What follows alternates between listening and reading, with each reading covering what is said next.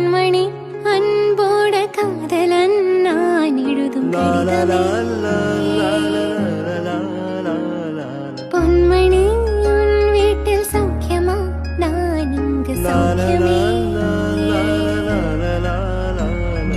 மனிதர் உணர்ந்து கொள்ள இது மனிதர் காதல் அல்ல அதையும் தாண்டி புனிதமானது அபிராமியே தாலாட்டு சாமியே நான் தானே தெரியுமா சிவகாமியே சிவனில் நீயும் பாதியே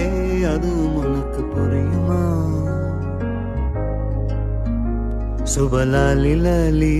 லாலி லாலி அபிராமி லாலி லாலி லாலி